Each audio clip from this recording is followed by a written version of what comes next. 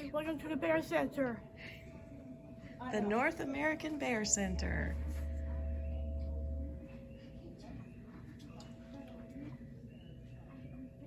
All right, should we go in? Let's go in. Okay. You want to take over? Okay, let's get here.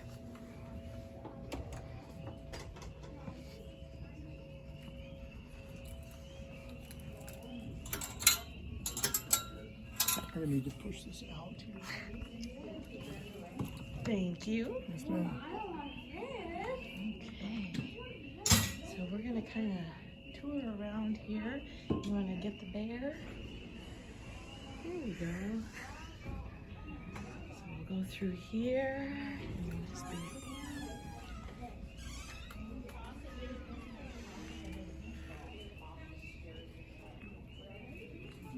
Here we go. Look at that big polar bear. And in here is the cub room for kids to come in and watch videos of the bears and explore. There's bear caves that they can go into.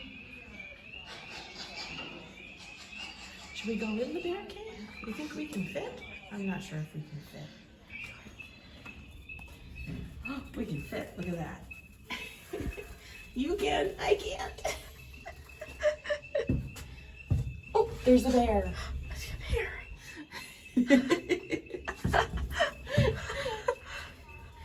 Okay, going out of the bear cave. But there are calming activities to do in here. More bears. There are books for kids to read.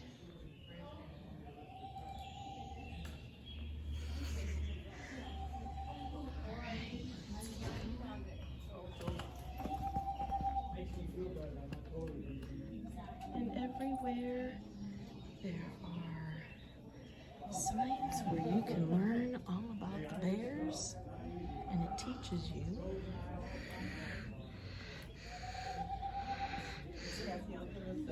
And there's all kinds of bears.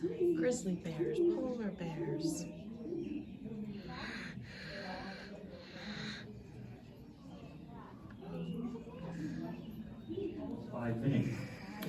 Ted passed away last year on October 31st.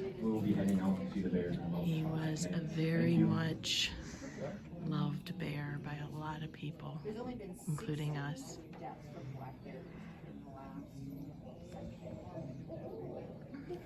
If we continue over here, this part talks about Dr. Lynn Rogers, who's done over 50 years of bear research.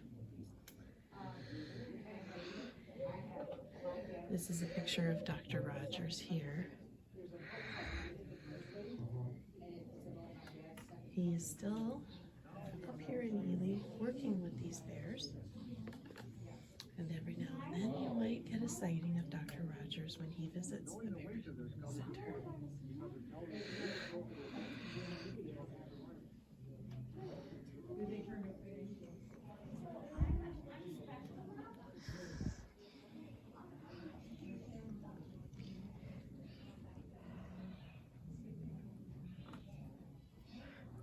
Now we're heading towards Ecology Hall, and a lot of times the volunteers will be out with smaller animals like turtles and snakes and other things that the kids can touch and learn more about.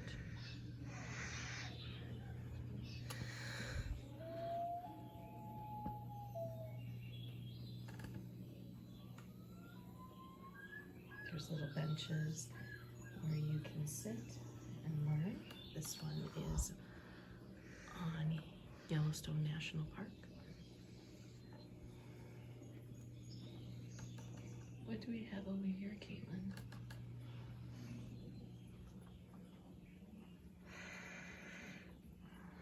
Gray trefoil. Do you see him? Gray trefoil. And the American toad is right here.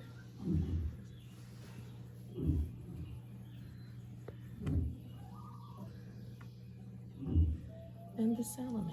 I do not see the salamander.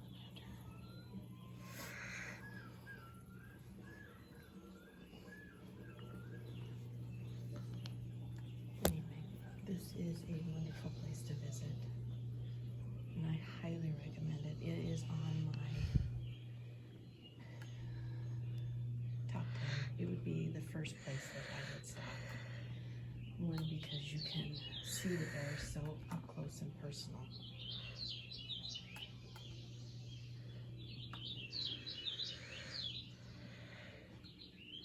And the staff here are wonderful, very informative, very kind. One of the things that I love is there is an upper viewing deck that you can go outside and look at the bears. And then there's also a viewing area inside where you can look at the bears. Unfortunately, right now they are putting up some new fencing, which is going to be wonderful when it's finished.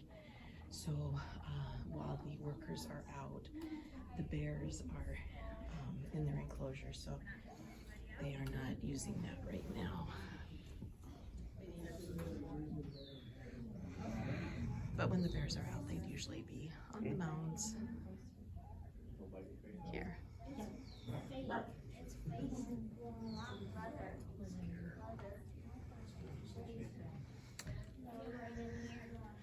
So Caitlin, would you highly recommend the Bear Center and encourage people to come on down? Yes. And I'm really happy. So come see Tasha, Tasha, Lucky, and Holly. and you won't be disappointed. We'll post some pictures later, but from now, this is Caitlin and Sandy from the North American Bear Center in Get Ely. 26 stars for this. 26 stars. There you go. Thanks for coming back. So we're heading out to see the bears. Yeah. Because right now we're getting out of the museum and we're about to go behind the scenes of the bears because everybody's going outside to meet them. So we're heading out to the exit, only past the people. And now we're going through the carpet, which we're on right now. The red carpet, no less. It's the red carpet. We're going through the bumps. Be careful. And you can pass our car. We're still going. Yeah, they cut all the power, obviously. It goes up there, looking through the amp and stuff. Out of the way. Up the power line and get shocked. The nature trail where the people are. And my friend Mama here, say hello. Hi. 2007. And we're heading to the bigger car. And past the rocks. Snow. We're getting ready to players, Rocky, Holly, and Tasha. We have three guys outside waiting on the bears. And it's pretty nice. When they come out, create pictures and video. This is very fun seeing the bears in the museum. We're going in the back way because of the new fencing there. being put in. Clean that up later. And then also, yeah, just how things work, terminology is all types of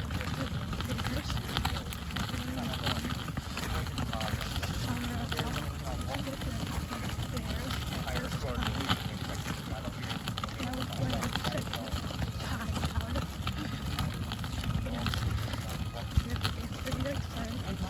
Only about 4 months old, you can do it in the ground. Now the gate opens. This is one of those bugs. The lady helping us.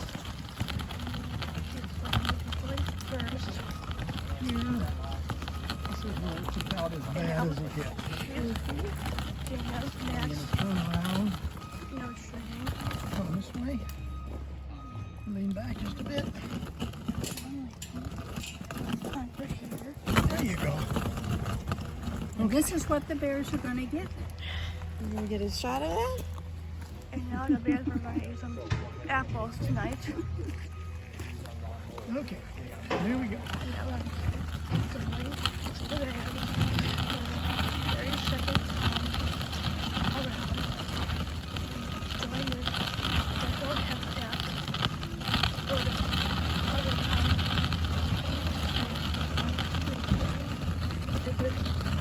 time. We're going to see them right now. The very first bear. They don't get along. She got a little wet today.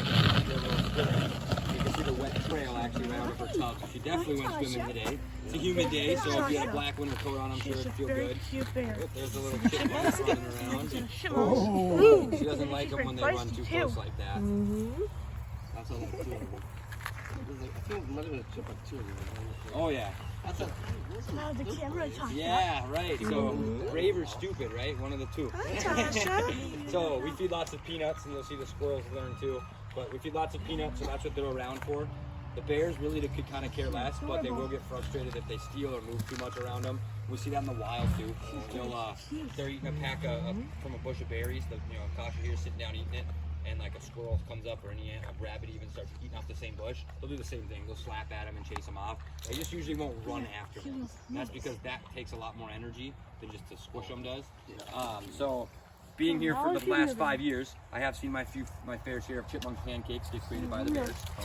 But again, in my 5 years here, I've never seen the bears eat the chipmunks. They just take the peanut back that they stole. So it's what we call a food defense behavior. They're not interested in eating it. And most of the reason to do with that is black bears don't eat a ton of meat. Only 10% of their diet is made up of other animals, and like we talked about inside, most of that's insects actually. So these furry other animals, like as you see the blue jays, the squirrels, the chipmunks running around, they're gonna get plenty of food. And Tasha's not really going to care about them, and it's because, again, they're well fed.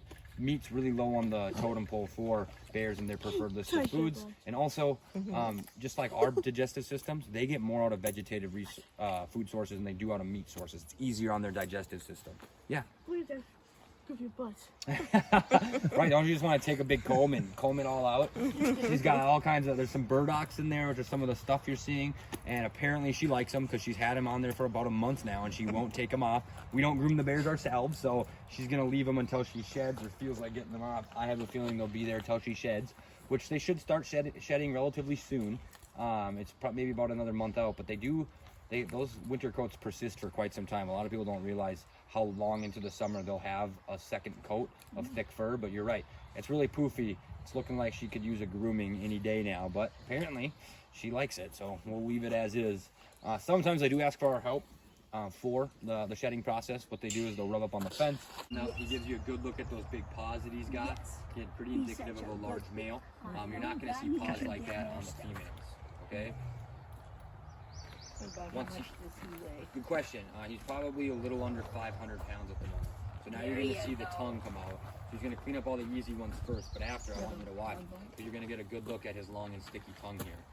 All right, and so as you can see, it's kind of like a frog catching, or how we imagine a frog catching bugs. It just sticks right to there. But again, really long tongue. He's got incredible aim with it too.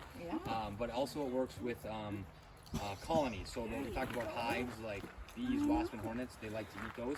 The baby ones, they can stick that tongue in there really quick, whip it around really fast, and try to minimize the amount of time they spend in the danger zone of being stung. Because if you look at the business end of thing, most of Lucky is furred well enough to prevent him from being stung or bitten by biting and stinging insects. However, the part that goes in the hive, the face, is rather short furred, and actually you can see his nose is bare, right? Yeah. So that's going to hurt, obviously, and that's the first thing they'll sting. Bears are incredibly intelligent, though.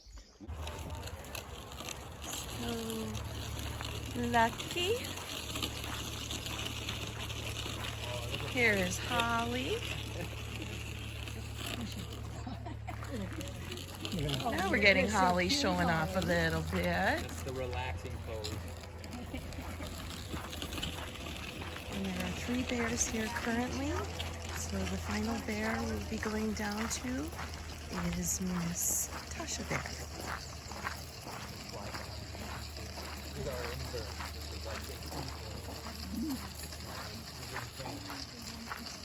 And Miss Tasha's coming to the fence to say howdy.